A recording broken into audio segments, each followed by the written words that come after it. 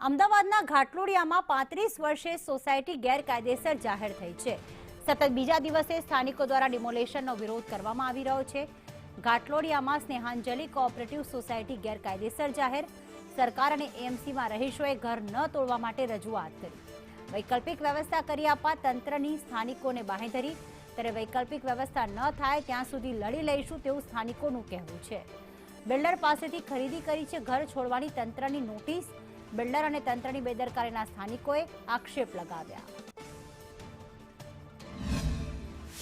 સ્નેહાંજલિ સોસાયટીના ગેરકાયદેસર જાહેર કરવામાં આવી અને જે બાદ તોડી પાડવાનો જે વિવાદ હતો તેને લઈને સ્થાનિકો શું કહી રહ્યા છે એમની સાથે વાત કરીએ। જે પ્રકારે તમે કાલે મળવા ગયા હતા, સવારે બુલડોઝર પણ આવી ગયા, વિરોધ પણ કર્યો હતો, સોસાયટીના રહીશોમાં નારાજગી પણ જોવા મળી રહી છે। ગઈકાલે આપની જે બેઠક થઈ એમાં શું નિર્ણય લેવામાં આવ્યો?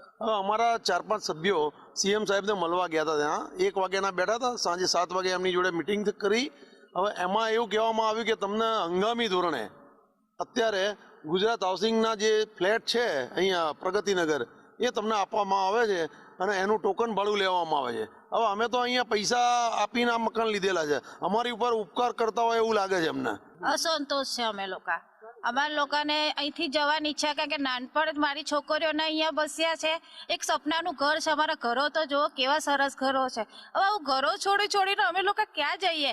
આ તો બેદરકારીની આફત આઈને ઊભી થઈ ગઈ છે એવું અમને લાગે છે અને બિલ્ડર સામે કશું કરી શકતા નથી, બસ કેસ પણ નથી કરતા। અમે કાલે પણ અરજી આપવા ગયા, ના એ લોકો અમારી અરજી લેતા નથી, કેસ કરતા। બસ હવે એમ કહે છે કે તમને ત્યાંથી જે તપાસ આવે એ અમે કરીશું, એના સિવાય અમને કોઈ સહારો પણ નથી આપતા। બસ હવે કહે છે કે ત્યાં જતા રહો।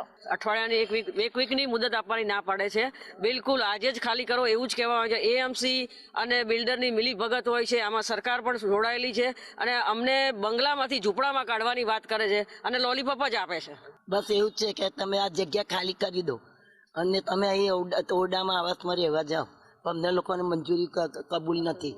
અસંતોષ જ થાય છે અમને એવામાં રહેવું જ ના આવે। આવડા મોટા મકાનમાં રહેલા બેન અને અમારે ખાતરી શું કે એ લોકો અમને આપશે કે નહીં, એટલે અમે તો બીજી આ રસ્તે રજડતા થઈ જઈએ।